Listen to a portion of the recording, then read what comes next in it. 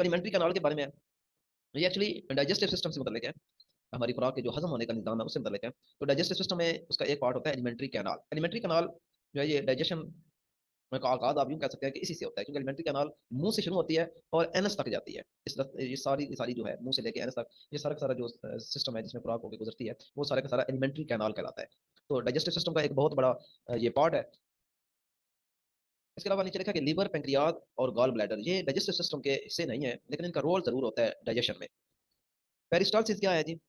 The wave like movements in oesophagus is called peristalsis. ये अब यूं कह लें कि मसल की कॉन्ट्रैक्शन और कंप्रेशन होती है, जिससे खुराक को नीचे धकेला जाता है। यानी आप मुंह में खुराक लेके जब नीचे ले जाते हैं तो ये वेव लाइक मूवमेंट्स होते हैं। जो ये मूवमेंट वर्ड है, मूवमेंट, तो ये वो हरकत होती है जिस वजह से खुराक जो है वो नीचे धकेली जाती है। तो इस प्रोसेस को पेरिस्टालसिस कहा जाता है। स्टोमिक की जे शेप शक्ल होती है, और इसके अंदर डाइजेस्टिव जूस मौजूद होता है, और एक एसिड भी होता है जो कि बहुत सख्त एसिड होता है, हाइड्रोक्लोरिक एसिड। ये अलग बात है कि बाकी हर चीज़ को जला देता है, लेकिन एसिड, यही एसिड मैदे को डिस्टर्ब नहीं करता, क्योंकि मैदे की जो स्किन होती है वो इसके हिसाब से कंपेटेबल होती है। मैदे के टिश्यूज को या उसकी जो वाल है उसे ये खराब नहीं कर सकता। एक्स्ट्रा वाटर जो होता है वो एब्जॉर्ब हो जाता है लार्ज इंटेस्टाइन में। एलिमेंट्री कैनाल में खुराक जब नीचे मैदे में जाती है, मैदे के बाद फिर छोटी आंत में जाती है, और छोटी आंत के बाद जो है वो बड़ी आंत में जाती है। तो बड़ी आंत में पानी की एब्जॉर्प्शन कम होता है। अगर ज्यादा एब्जॉर्ब हो जाए तो कॉन्स्टिपेशन होता है, और कम एब्जॉर्ब हो तो फिर डायरिया और लूज मोशन जो भी है, इस तरह की सूरत बनती है। वोमिटिंग जो है ये आप कह सकते हैं कि जिस तरह वही पेरिस्टालसिस का अमल था जो खुराक को पहले नीचे धकेल रही थी, वही अमल जब रिवर्स ऑर्डर में होता है, यानी खुराक ऊपर की तरफ धकेली जाती है, तो इस तरीके से मुंह से वही खुराक बाहर आ जाती है, जैसे हम वोमिटिंग कहते हैं। Disorder of digestive system, diarrhoea है, कॉन्स्टिपेशन है। कॉन्स्टिपेशन में जो चीज़ हेल्प आउट करती है वो डाइटरी फाइबर्स है। डाइटरी फाइबर्स से हमें कॉन्स्टिपेशन में हेल्प आउट होती है। डाइटरी फाइबर जो है ये सब्जियों में और जितनी भी इस तरह की चीज़ें हैं उनमें ये मौजूद होता है। अच्छा, डाइटरी फाइबर और पानी के बारे में एक बात याद रखेंगे, ये दोनों हमारे बॉडी को एनर्जी प्रोवाइड नहीं करते, लेकिन इनका रोल बहुत इंपॉर्टेंट है हमारी बॉडी में। पार्ट्स ऑफ रेस्पिरेटरी सिस्टम, यानी सांस लेने वाला जो हमारा सिस्टम है उसके कौन कौन से हिस्से हैं जी? उसमें नोज आ जाता है, थ्रोट गला आ जाता है, विंड पाइप आ जाता है, ट्रैकिया जिसे कहते हैं, ब्रीथिंग मसल्स हैं, और लंग्स हैं। ये जो ट्रैकिया है ये हमारी आप कह लें कि गर्दन से नीचे एक जो लंबी नाली है जो फेफड़ों तक जाती है वो ट्रैकिया होती है। Air is moisture filtered and warm in the nose, हवा को मॉइस्चराइजिंग प्रोवाइड की जाती है नाक के अंदर, उससे फिल्टर भी किया जाता है, ये कल भी हमने पढ़ा है, और उसको गर्म भी किया जाता है। Vocal cords are present in the larynx to produce sound. Larynx के अंदर ये हमारे जो हलक होता है वहां पे जो नाली है उसका हिस्सा जो है वो लैरिंक्स कहलाता है, इसे साउंड बॉक्स भी कहा जाता है, और वोकल कॉर्ड्स का यही काम होता है, जो हमारी आवाज निकल रही होती है वोकल कॉर्ड्स की वजह से निकल रही होती है। Trachea is divided into two branches called bronchi. वो जो लंबी नाली मैं कह रहा था कि हल्क से नीचे लंबी नाली जाती है फेफड़ों तक, उसे हम ट्रैकिया कहते हैं, और फिर वो आगे फर्दर दो हिस्सों में डिवाइड हो जाती है। अगर मैं इसकी एनिमेशन करूँ तो कुछ इस तरह हो सकती है। ये मुंह से नाली आई, ये ट्रैकिया है, ये जो नाली है यहाँ से नीचे यहाँ तक ये ट्रैकिया है, ये फिर आगे डिवाइड हो जाती है ब्रोंकाइज में, ये दो हिस्सों में, और फिर हर एक जो है वो आगे एक फेफड़े के साथ कनेक्ट हुआ होता है। ये दोनों लंग्स है।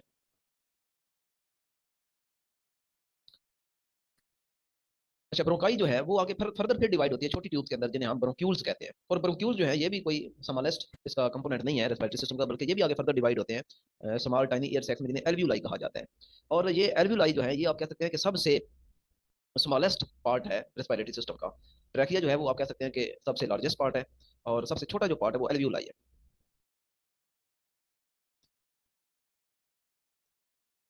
Alveoli are surrounded by blood capillaries. Breathing and burning process can be compared because during both process energy is release. ये बर्निंग प्रोसेस हो जो कि हमारी डेली लाइफ में होता है, और सांस लेने का अमल, ये दोनों आपस में कंपेयरेबल है, यानी दोनों एक ही काम करते हैं कि इन प्रोसेस के दौरान एनर्जी रिलीज होती है फ्रॉम फ्यूल। दोनों में फ्यूल यूज होता है, बर्निंग में फ्यूल यूज होता है, और ये जो हमारा सांस लेने का अमल इसमें भी फ्यूल यूज होता है, और वो फ्यूल क्या होता है? हमारी खुराक होती है। बहुत प्रोसेस यूज ऑक्सीजन, दोनों में ऑक्सीजन इस्तेमाल होती है, एंड रिलीज कार्बन डाइऑक्साइड, और दोनों में ही कार्बन डाइऑक्साइड रिलीज होती है। रेस्पिरेटरी सिस्टम की कुछ डिजीजेज हैं, तो इन्फ्लुएंजा है, निमोनिया है, ट्यूबरकुलोसिस है, लंग कैंसर है, ये सारी जो है इसके डिसऑर्डर हैं या डिजीजेज आप कह सकते हैं। निमोनिया ये इन्फेक्शन होता है लंग्स का, फेफड़ों का इन्फेक्शन निमोनिया होता है। दोनों फेफड़ों में जो डबल निमोनिया कहलाता है, एक फेफड़े में सिर्फ निमोनिया कहते हैं। ट्रांसपोर्टेशन क्या चीज़ है? ये एक ऐसा प्रोसेस है जो कि फूड सप्लाई करता है, water, oxygen and removal of waste material from body. Crop supply करता है और हमारे जिस्म से वेस्ट मटेरियल को रिमूव करता है। सर्कुलेटरी सिस्टम में हार्ट शामिल होता है, ब्लड वेसल्स हैं, और खून बताते खुद, ये सर्कुलेटरी सिस्टम के मेन कंपोनेंट्स हैं। हमारे जो बॉडी है इसके अंदर हार्ट का जो साइज है वो एक मुट्ठी के बराबर होता है। ये साइज आपको पता होना चाहिए कि ह्यूमन हार्ट का साइज मुट्ठी के बराबर होता है। और हार्ट क्या काम करता है? पंप करता है ऑक्सीजन ऑक्सीजन टू और ब्लड। इसे डीऑक्सीजनेटेड ब्लड कहा जाता है, यानी ऐसा ब्लड जिसमें ऑक्सीजन की बहुत कम मिकदार होती है या न होने के बराबर होती है। इसको फेफड़ों की तरफ भेजा जाता है ताकि वहां से साफ हो जाए। साफ होने का मतलब यह कि वहां से ऑक्सीजन लेके आए, और ऐसे ब्लड को कहते हैं ऑक्सीजनेटेड ब्लड, जो कि ऑक्सीजन एनरिच्ड होता है, और फिर वो ऑक्सीजन दोबारा तमाम बॉडी तक पहुंचाया जाता है। तो ये हार्ट काम करता है, पहले खून वसूल करता है डीऑक्सीजनेटेड, उसको फेफड़ों की तरफ भेजता है, वहां से वो खून साफ होता है, उसमें ऑक्सीजन मिलाई जाती है, और ऑक्सीजनेटेड ब्लड को दोबारा बॉडी के तमाम पार्ट में भेजा जाता है, और तकरीबन ये 1 मिनट में 70 से 72 मरतबा ये काम किया जाता है। There are 4 chamber in our heart, 4 खाने होते हैं, 2 अपर जिन्हें आर्टरिया कहा जाता है, और 2 नीचे खाने जिन्हें वेंट्रिकल कहा जाता है। वेंट्रिकल का साइज बड़ा होता है आर्टरिया से। इसके अलावा ह्यूमन हार्ट को डबल पंप कहा जाता है, ये डबल काम करता है, यानी खून पहले रिसीव भी करता है फिर पंप भी करता है।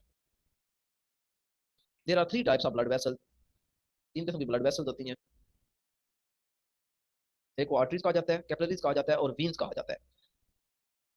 आर्टरीज का क्या काम है? ये ऐसी ब्लड वेसल्स हैं जो ऑक्सीजनेटेड खून को जिस्म से दूर लेके जाती हैं, यानी ऑक्सीजन से आया हुआ साफ खून, ऑक्सीजन वाला खून, ऑक्सीजनेटेड ब्लड, इसको जिस्म के बाकी हिस्सों तक पहुंचाया जाता है, और आर्टरीज आगे फर्दर डिवाइड होती हैं कैपिलरीज में, और वीन्स इसका उलट है। आर्टरीज का ये जिस्म से जो पुअर ऑक्सीजन वाला खून होता है, यानी लेस ऑक्सीजन वाला खून, वो दोबारा हार्ट तक लाया जाता है वीन्स के through.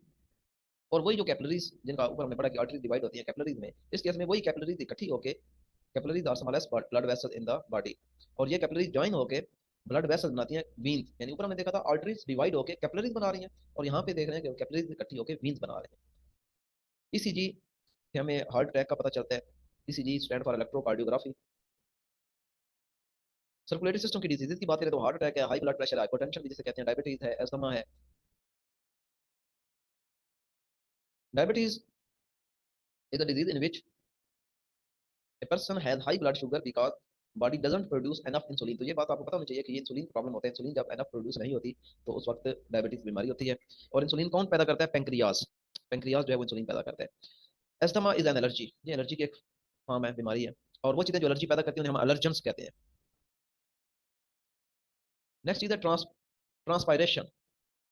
The loss of water bye evaporation from plants is called transpiration, यानी पौधों से जो पानी, जिस तरह हमारे जिसमें पसीना खारिज होता है, सिमिलरली पौधों से भी, पत्तों से पानी खारिज होता है स्टोमेटा के थ्रू, जिसे ट्रांसपायरेशन कहा जाता है। Translocation the movement of prepared food from leaves to other part of bird, यानी जो फूड मूव करता है पत्तों से दूसरे हिस्सों की तरफ, उसे ट्रांसलोकेशन कहा जाता है। और ये फूड मूव कहाँ कर, कौन से टिश्यूज करवाते हैं? फ्लोएम टिश्यूज, जो कि वेस्कुलर टिश्यूज में मौजूद होते हैं। रिप्रोडक्शन ऐसा प्रोसेस है जिससे ऑर्गेनिज्म अपने जैसे जानदार पैदा करते हैं। पोलिनेशन, पौधों में भी जो नस्ल को आगे बढ़ाने का काम होता है वो पोलिनेशन के थ्रू ही होता है। पोलिनेशन में क्या होता है? Transfer of pollen grains from one flower to another. अच्छा, ये यहाँ पे अनदर फ्लावर लिखा हुआ है, तो अपने ऊपर भी हो सकता है ये, यानी वो जो पोलन ग्रेन्स हैं वो उसी फूल के अपने ऊपर भी गिर सकते हैं, अपने पौधे के किसी और फूल के ऊपर गिर सकते हैं, या किसी और पौधे के फूल के ऊपर गिर सकते हैं। तो फिर आगे इसकी 2 टाइप्स बन जाती हैं। पोलिनेशन कैसे हो सकती है? हवा के जरिए हो सकती है, जो पोलन है वो हवा के जरिए भी कर सकते हैं, किसी और फूल पे जाके गिर सकते हैं।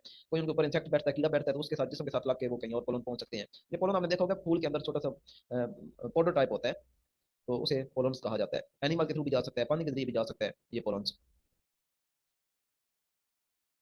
पौधों फूल के हिस्सों की बात करें तो फूल के 4 हिस्से होते हैं। सेपल्स, जो आपको सब्ज रंग की नीचे सबसे नीचे नजर आ रही होती हैं पत्तियां सब्ज रंग की, वो सेपल्स होती हैं, और कलरफुल जो पत्तियां होती हैं वो पेटल्स होती हैं। उसके अंदर स्टेमन्स होते हैं और कार्पल्स होते हैं।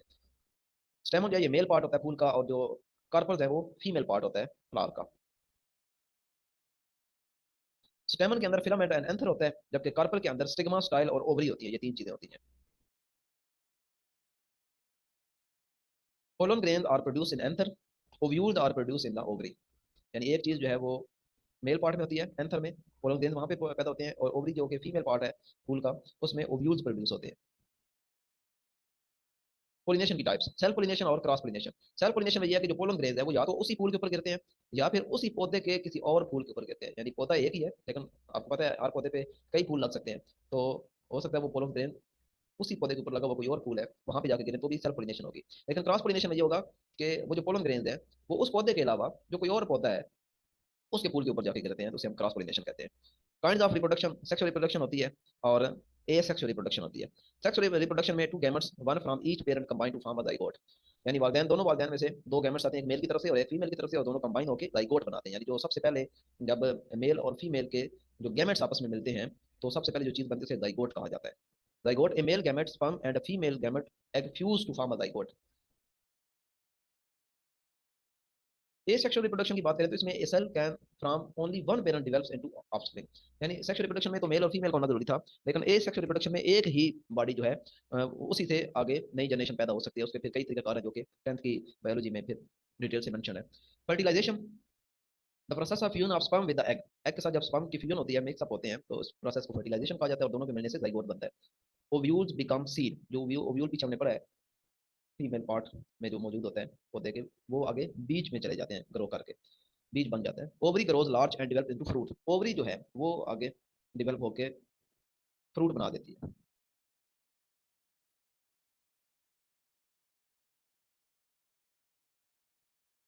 Most important part of a seed is it's embryo, बीज का जो सबसे इंपॉर्टेंट हिस्सा होता है वो एम्ब्रियो कहलाता है। इकोसिस्टम की बात करें तो लिविंग ऑर्गेनिज्म और नॉन लिविंग ऑर्गेनिज्म का जो आपस में इंटरेक्शन होता है वो आप एक इकोसिस्टम बनाते हैं। जिस तरह के इकोसिस्टम आप यूं कह सकते हैं कि पूरा सेटअप होता है जिसमें एक मुकम्मल जो हयात है, जो लाइफ स्टाइल है वो अवेलेबल होता है। बस अगर मैं सादा सी मिसाल दूं तो एक जो पॉन्ड है, तालाब है, वो एक किस्म का एक इकोसिस्टम है, क्योंकि उसके अंदर रहने वाले जो तमाम ऑर्गेनिज्म हैं उनको पूरी की पूरी जो फैसिलिटीज चाहिए होती हैं वो अवेलेबल होती है। सिमिलरली जंगल की बात करें तो जंगल के जो जानवर हैं उन्हें एक मुकम्मल वहाँ पे उन्हें उनका सारा लाइफ सेटअप मौजूद है, तो वो जंगल भी एक इकोसिस्टम है। ये हम इंसानों का इकोसिस्टम बहुत बड़ा है। कैमलन ये एक ऐसा ऑर्गेनिज्म है जो अपने कलर चेंज कर सकता है, गिरगिट जैसे उर्दू में कहा जाता है। माहौल की अडेप्टेशन के लिहाज से जब ये देखता है कि कोई मेरा शिकार करने वाला है या मुझे खतरा है, तो ये अपना आप कलर को चेंज करके जिस दरख्त पे बैठा होता है उस दरख्त जैसा कलर अपना लेता है, और ये इस तरह रंगों से इंसान की आंखों से ओझल हो जाता है, या कोई शिकार है उससे ओझल ओझल हो जाता है। कौन से चीजें फैक्टर्स हैं जो हैबिटेट को मुतासर करती हैं? हैबिटेट जहाँ पे कोई ऑर्गेनिज्म रह रहा होता है वो हैबिटेट उसकी कहलाती है। किसी भी ऑर्गेनिज्म की रहने की जगह को हैबिटेट कहते हैं। तो sunlight, temperature, water migration, drought, flood, lightning, earthquake, farming and pollution, ये सारी चीजें जो कि हैबिटेट पे असरअंदाज होती हैं। Food chain, feeding relationship among organism, यानी एक जानदार दूसरे को खाता है, उसको फिर आगे कोई और खा जाता है, उसको फिर कोई और खा जाता है, तो ये फूड चेन होती है। यानी आप कह सकते हैं खरगोश ने पौधा खा लिया, खरगोश को आगे गीदड़ ने खा लिया, गीदड़ को आगे फिर शेर ने खा लिया, तो ये फूड चेन है। और मुख्तलिफ फूड चेन जो होती हैं वो मिलकर फूड वेब बनाती हैं। यानी जरूरी नहीं है कि मैंने जो बताया यही एक फूड चेन है कि पौधे को खरगोश खाएगा, खरगोश को गीदड़ खाएगा और गीदड़ को ही शेर खा सकता है, बल्कि खरगोश को चील भी खा सकती है, ठीक है, और चील को फिर आगे सांप भी खा सकता है, और सांप को फिर आगे कोई और खा सकता है, तो ये एक और फूड चेन बन, इस तरह कई फूड चेन बन सकती है, और सब फूड चेन का जो एक कम्बिनेशन होता है फूड वेब कहा जाता है। पानी जो है ये जमीन पे बहुत ज्यादा है, तकरीबन 70% है, 0 डिग्री सेंटीग्रेड पे जम जाता है, 100 डिग्री सेंटीग्रेड पे उबलता है। इंसानी जिस्म का तकरीबन 60 से 70% जो कंट्रीब्यूशन है वो वाटर की ही है, तकरीबन टू थर्ड आप कह सकते हैं। पानी की वजह से अर्थ को प्लेनेट ऑफ वाटर भी कहा जाता है। 97% जो पानी मौजूद है वो काबिल इस्तेमाल ही नहीं है, सिर्फ 3% फ्रेश वाटर जो कि यूज आप कर सकते हैं। सॉल्ट बहुत ज्यादा मौजूद है और उसमें से सोडियम क्लोराइड की क्वांटिटी बहुत ज्यादा है। क्लोरीनेशन एक ऐसा प्रोसेस है जिसमें ब्लीच यानी क्लोरीन डाली जाती है और पानी को प्योरीफाई किया जाता है। डिस्टिलेशन पहले भी पढ़ चुके हैं, बॉइलिंग पॉइंट की बेस पे मिक्सचर को अलग करना। यहाँ पे हम पानी की बात करें तो पानी की सफाई करना base of boiling point of water, ये डिस्टिलेशन कहलाता है। केमिस्ट्री का पार्ट स्टार्ट है। तो एटम का कंसेप्ट सबसे पहले डेमोक्राइट्स ने दिया था, और एटॉमिक मॉडल जो सबसे पहले था वो 19वीं सदी में डाल्टन ने पेश किया था। डाल्टन ने कहा था कि एटम ना काबिल तकसीम जरा है, आज तक एटम की यही तकसीम पाई जाती, यही डेफिनेशन पाई जाती है कि atom is mean indivisible. Atom electron proton neutron होते हैं, प्रोटॉन पे पॉजिटिव, इलेक्ट्रॉन पे नेगेटिव, और न्यूट्रॉन न्यूट्रल पार्टिकल होता है। प्रोटॉन 1836 टाइम मैसिव होता है इलेक्ट्रॉन से। Number of proton in nucleus atomic number कहलाता है, जी से रिप्रेजेंट किया जाता है। Number of proton and neutron दोनों का कॉम्बिनेशन जो है वो मैस नंबर कहलाता है, उसे ए से रिप्रेजेंट किया जाता है। और किसी भी एलिमेंट को रिप्रेजेंट करने का जनरल जो वे है वो है जी सबस्क्रिप्ट में, ए सुपरस्क्रिप्ट में, और एक्स ये कोई भी एलिमेंट हो सकता है, हाइड्रोजन हो तो यहाँ पे एच आ जाएगा, कार्बन है तो यहाँ पे सी आ जाएगा एक्स की जगह, ये एक वेरिएबल है। इलेक्ट्रॉन्स को अगर आपने डिफरेंट शेल में देखना है तो के शेल में 2 इलेक्ट्रॉन आ सकते हैं, एल शेल में 8 होते हैं, एम शेल में 18 होते हैं, और एन शेल में 32 होते हैं, और इनका एक जनरल फार्मूला है जिस तरीके से आप किसी भी शेल में नंबर ऑफ इलेक्ट्रॉन फाइंड कर सकते हैं वो है 2n²। nth वाला यहाँ पे नंबर ऑफ शेल है, फर्स्ट शेल है तो n की जगह 1 लगा देना है, सेकंड शेल है तो 2 लगा देना है, थर्ड शेल है 3, और फोर्थ शेल है तो 4 लगा देना है। एटम आपस में एक दूसरे के साथ कंबाइन होते हैं ताकि वो स्टेबल हो सके, और अमूमन या तो एटम डुप्लेट रूल को फॉलो करते हैं या फिर ऑक्टेट रूल को। डुप्लेट रूल मीन कि अपने वैलेंस शेल में 2 इलेक्ट्रॉन पूरे करने के चक्रों में होते हैं, या फिर आखिरी वैलेंस शेल में 8 इलेक्ट्रॉन पूरे करने के लिए होते हैं। 8 पूरे करें तो ऑक्टेट होता है, और 2 इलेक्ट्रॉन पूरे करें जैसे कि हीलियम है तो डुप्लेट रूल हम कहते हैं कि वो फॉलो कर रहा है। वैलेंसी नंबर ऑफ इलेक्ट्रॉन्स जो कि एक एटम दूसरे एटम के साथ इंटरेक्ट करने के लिए या तो देता है या फिर लेता है, उसे हम कहते हैं वैलेंसी है। जैसे NaCl है तो Na जो है वो एक इलेक्ट्रॉन क्लोरीन को दे रहा है, तो इसका मतलब है कि Na की वैलेंसी पॉजिटिव वन है, क्योंकि दे रहा है, देने वाले की वैलेंसी पॉजिटिव होती है, लेने वाली की वैलेंसी नेगेटिव होती है। तो चूंकि एक इलेक्ट्रॉन का ट्रांसफर हो रहा है लिहाजा देने वाले की +1 और क्लोरीन जो ले रहा है उसकी -1। आयन कैसे बनता है जी? जब भी कोई एटम एक इलेक्ट्रॉन लेता है या देता है तो उस वक्त हम कहते हैं कि अब एटम नहीं रहा। एटम वैसे बेसिकली न्यूट्रल होता है, उस पर कोई चार्ज नहीं होता, लेकिन जब वो एक इलेक्ट्रॉन दे देता है या ले लेता है तो फिर वो न्यूट्रल नहीं रहता, बल्कि उसके ऊपर या तो पॉजिटिव चार्ज आ जाता है या फिर नेगेटिव चार्ज आ जाता है, और उसे हम कहते हैं ये आयन बन गया। अगर वो एक इलेक्ट्रॉन एक्सेप्ट कर लेता है किसी से तो उस वक्त हम कहते हैं ये एक एन आयन है और उस पर नेगेटिव चार्ज आ जाता है। और अगर एक इलेक्ट्रॉन कोई एटम दे देता है तो उस वक्त उस पर पॉजिटिव चार्ज आता है और हम कहते हैं ये एक कैट आयन है। यानी NaCl की बात करें तो Na जो है वो कैट आयन है क्योंकि उसने इलेक्ट्रॉन दे दिया, और Cl जो है वो एक एन आयन है क्योंकि उसने एक इलेक्ट्रॉन ले लिया है। आइसोटोप की बात करें तो ऐसे एटम, अच्छा ये एक ही एलिमेंट के अंदर जो सारे आइटम्स होते हैं वो एक जैसे नहीं होते। जैसे अगर हम यूरेनियम की बात करें तो यूरेनियम के 3 आइसोटोप्स में से जो यूरेनियम 238 है वो तकरीबन 99% मौजूद होता है। यानी 99% जो मैस होता है वो यूरेनियम 238 का होता है, और 1% जो है वो बाकी दो का होता है। तो एक ही एलिमेंट के अंदर तमाम एटम एक जैसे नहीं होते, बल्कि उनमें प्रोटॉन, सॉरी, उनमें न्यूट्रॉन्स का डिफरेंस हो सकता है। प्रोटॉन सबके सेम होते हैं लेकिन न्यूट्रॉन का डिफरेंस हो सकता है। तो on the basis of difference of neutron हम कहते हैं कि एक एलिमेंट के डिफरेंट आइसोटोप्स एग्जिस्ट करते हैं, यानी ऐसे एटम जिनका atomic number same but mass number different होता है। जैसे कि हाइड्रोजन के 3 आइसोटोप है, protium 1H1, deuterium D2 1H2 और ट्रिटियम 1H3। कार्बन के भी 3 आइसोटोप है, C12 C13 C14। आइसोटोप की एप्लीकेशन की बात करें तो बहुत ज्यादा काम लिए जा रहे हैं आइसोटोप से। कार्बन 14 जो है ये कार्बन डेटिंग के तौर पे यूज होता है, यानी कि किसी भी जो डेड प्लांट होता है उसकी एज फाइंड करने के लिए। कैसे एज फाइंड करते हैं कि जब कोई प्लांट डेड हो जाता है, जब तक प्लांट जिंदा होता है हम पढ़ चुके हैं पिछले लेक्चर में कि वो कार्बन डाइऑक्साइड हासिल करता है और इस्तेमाल करता है। लेकिन जब कोई प्लांट डेड हो जाता है तो उसके अंदर जो कार्बन डाइऑक्साइड इस्तेमाल करने वाली इस होती है वो खत्म हो जाती है, यानी कार्बन डाइऑक्साइड इस्तेमाल करना वो छोड़ देता है। और जो उसके जिस्म में पहले से कार्बन डाइऑक्साइड मौजूद है उसका जो कार्बन वाला पार्ट है वो डेड डिके होना शुरू हो जाता है। तो फिर साइंटिस्ट देखते हैं कि इसके बॉडी में जो कार्बन अब रह चुकी है बाकी, वो कितना, उसका लेवल क्या है। तो एक जिंदा पौधे का लेवल देखा जाता है और उस मुर्दा पौधे की कार्बन का लेवल देखा जाता है, उनको आपस में कंपेयर किया जाता है और हाफ लाइफ से ये देख लिया जाता है कि इसकी कितनी हाफ लाइफ गुजर चुकी है। और इस तरीके से उस डेड प्लांट की एज का पता चल जाता है कि ये डेड प्लांट इतना पुराना है। जैसा कि आप बाद का देखते हैं, ये पत्थर जो है ये इतना, इसका इसकी उम्र इतनी है, और ये फलां पौधा था इसकी उम्र इतनी है, या ये जो डायनासोर का हमें ढांचा मिला ये इतना पुराना मिला है। तो इनके जिस्म से ये इस तरह की चीज़ों की हाफ लाइफ देखी जाती है, जैसे कि प्लांट की कार्बन है, सिमिलरली पोटाशियम भी क्वांटिटी देखी जाती है रॉक्स के लिए। और ये चीज़ें हैं जिनकी हाफ लाइफ देख के, और जो फ्रेश ऑर्गेनिज्म होते हैं उनकी क्वांटिटी के साथ इसे कंपेयर किया जाता है, और यूँ हाफ लाइफ को पता चल जाता है कि ये पौधा, ये ऑर्गेनिज्म इतना पुराना है। नाइट्रोजन 15 जो है ये effect of nitrogen fertiliser in plants को स्टडी करने के लिए यूज किया जाता है। सोडियम 24 जो है ये सर्कुलेशन ऑफ ब्लड के लिए यूज होता है। फास्फोरस 32 ब्लड कैंसर को ट्रीट करने के लिए और बोन डिजीज के लिए इस्तेमाल होता है। क्रोमियम 51 जो है ये रेड ब्लड सेल की स्टडी करता है। इसके अलावा ब्लड डेफिशिएंसी को देखा जाता है। कोबाल्ट 60 बहुत इंपॉर्टेंट क्वेश्चन है, कैंसर ट्रीटमेंट में यूज होता है। आयोडीन 131 बहुत इंपॉर्टेंट क्वेश्चन है। थायराइड ग्लैंड में जो आयोडीन की क्वांटिटी है उसको देखा जाता है कि कितनी क्वांटिटी है, और इसकी ट्रीटमेंट में भी ये इस्तेमाल होता है। ये कुछ लोगों का जो गला बढ़ जाता है वो एक्चुअली थायराइड ग्लैंड बढ़ जाते हैं आयोडीन की मुनासिब मिकदार न होने की वजह से, और इस तरह ये इसको ट्रीटमेंट भी किया जाता है आयोडीन 131 से। Law of conservation, law of constant composition,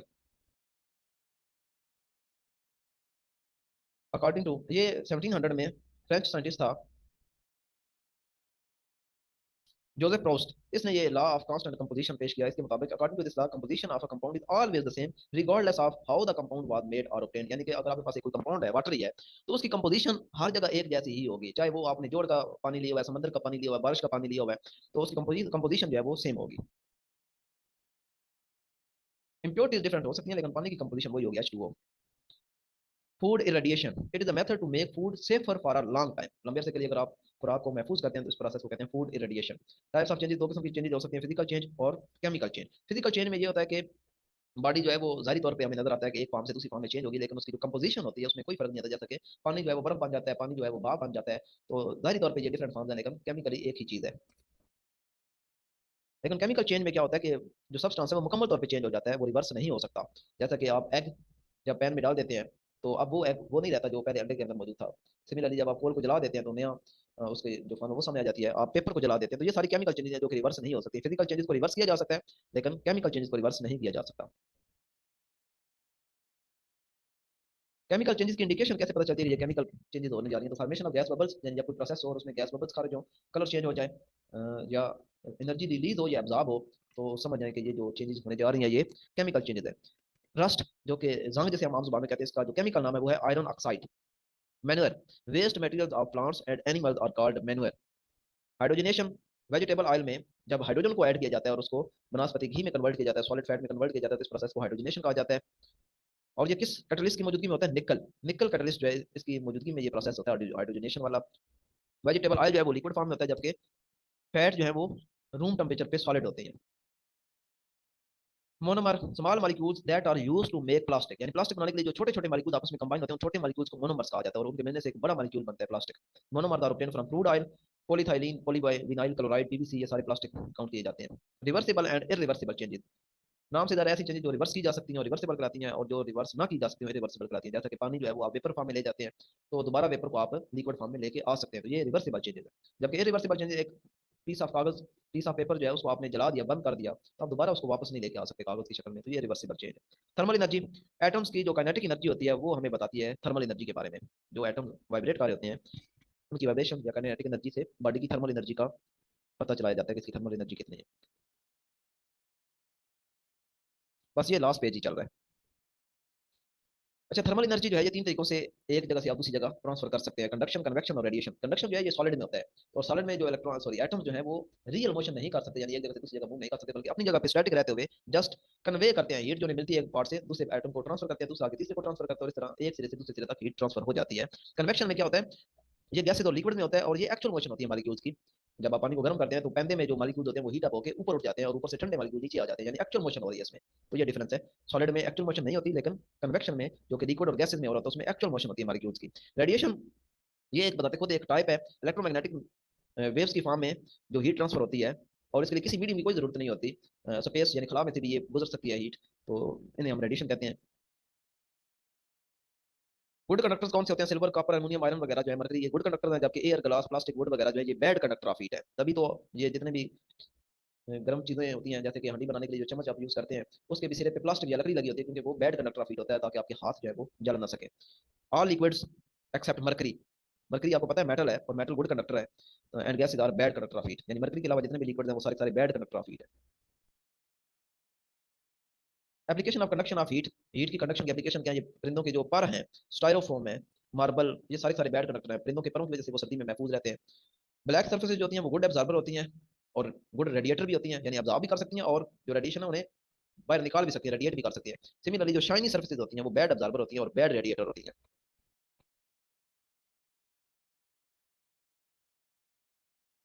vacuum flask सबके घरों में होता है।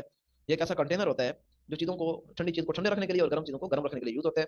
ये एक्चुअली टू थिन ग्लासेस इसके अंदर होती हैं, टू मेटल्स बॉटल्स होती हैं। Walls of both bottles are coated with aluminium, और इनके दरमियान स्पेस होती है, इंसुलेटर होता है, ताकि जो हीट इसके अंदर कॉन्स्टेंट है वो आउट ना कर सके।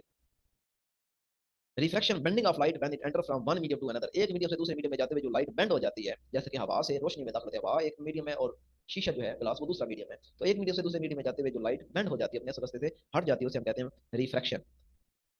जैसा कि अगर मैं इसको बनाऊं तो ये कुछ इस तरह, ये ऊपर हवा है और ये ग्लास है, तो यहाँ से ये लाइट की रे आई और ग्लास में दाखिल होती है, वैसे इसको यूं जाना चाहिए था सीधा, लेकिन रिफ्लेक्शन की वजह से ये यूं मुड़ जाती है इधर, और बाहर निकल के फिर यूं हो जाती है। तो इस प्रोसेस को कहते हैं रिफ्लेक्शन, यानी लाइट का बेंड होना, जब एक मीडियम से दूसरे मीडियम में जाए। हाँ, अगर ये लाइट बिल्कुल सीधी फॉल करे ऐसे, तो फिर ये रिफ्लेक्ट नहीं होती, बेंड नहीं होती, बल्कि बिल्कुल सीधी चली जाती है। लॉज ऑफ फ्रिक्शन, रिफ्लेक्शन दो है। पहला ये कि इंसिडेंट रे, ये वाली जो रे है जिसे इंसिडेंट रे कहा जाता है, ये इंसिडेंट रे, रिफ्रैक्टेड रे, ये वाली रिफ्रैक्टेड रे है, ये वाली भी रिफ्रैक्टेड रे है, और नॉर्मल, यानी इस पॉइंट के ऊपर नॉर्मल, ये वाला नॉर्मल है। ये तीनों एक ही प्लेन में लाई करते हैं। और दूसरा जो इसका लॉ है वो है कि ratio of speed of light in vacuum to its speed in another medium is always constant, यानी speed in vacuum V into vacuum over C कर लें, होल्ड कर दिया, ये speed of light in vacuum over speed of light in medium M, ये क्या होता है, एक कांस्टेंट होता है एन, जिसे रिफ्लेक्टिव इंडेक्स कहा जाता है। ये हमेशा कांस्टेंट रहता है एक स्पेसिफिक मीडियम के लिए, ये कांस्टेंट होता है।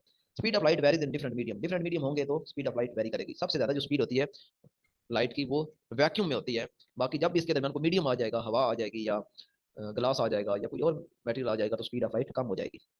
रिफ्रेक्टिव इंडेक्स, ये जो चीज अभी ऊपर डिस्कस की है, speed of sorry ratio of speed of light in vacuum to speed of light in medium is called refractive index, और ये कांस्टेंट क्वांटिटी होती है एक स्पेसिफिक मीडियम के लिए।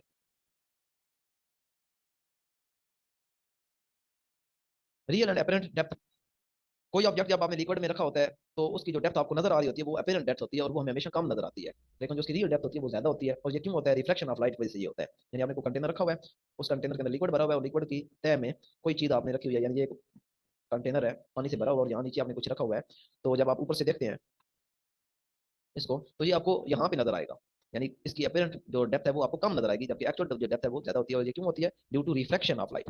क्रिटिकल एंगल क्या होता है, ऐसा इंसिडेंट एंगल जिसका एंगल ऑफ रिफ्लेक्शन 90 हो, यानी ये इंसिडेंट एंगल है, इसका अगर एंगल ऑफ रिफ्लेक्शन ये 90 हो जाए, तो इसे हम कहते हैं ये, इसकी अगर हम बात करें, ये इंसिडेंट एंगल और ये रिफ्लेक्टेड एंगल, ये 90 का एंगल बन रहा है नॉर्मल के साथ, तो ये जो एंगल ऑफ इंसिडेंस होगा, ये एंगल ऑफ इसे हम कहते हैं क्रिटिकल एंगल, थीटा सी। नॉर्मल के साथ जो इंसिडेंट एंगल होगा वो थीटा सी होगा, बशर्ते कि जो रिफ्लेक्टेड रे है वो 90 का एंगल बनाए। क्रिटिकल एंगल जो वाटर का है वो 49 है और ग्लास का 42 है।